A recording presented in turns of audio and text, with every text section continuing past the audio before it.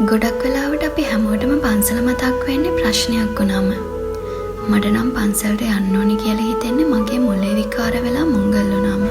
එතකම් මං හිතාගෙන ඉන්නේ ලෝකේ තියෙන හැමදේම ඒ විදියටම හැමදාම පවතිනවා කියලා. මේ වෙලාවේ මට ළඟම තියෙන්නේ කැලණි පන්සල. හැබැයි කැලණි පන්සලේ නිතරම සෙනඟ වැඩි නිසා මං හිතුවා ඒකට කැලණි යනවා කියලා. ඒ පන්සලට මම හරිම කැමතියි. මොකද නගරයක තිබුණට ගමක වගේ හරිම නිස්කලංකයි. හැබැයි ඉතින් මං ගියේ සෙනසුරාදා දවසක නිසා එහෙත් හොඳටම සෙනඟ.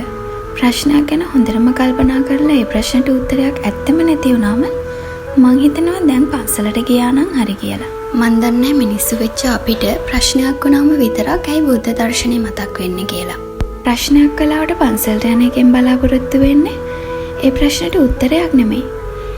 ඒ වෙලාවට අවුලලා තියෙන මනස පොඩ්ඩක් සංසුන් කරගන්න එක.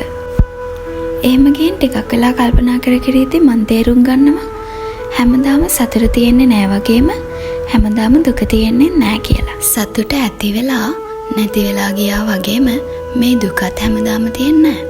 ඒකත් නැති වෙලා යනවා.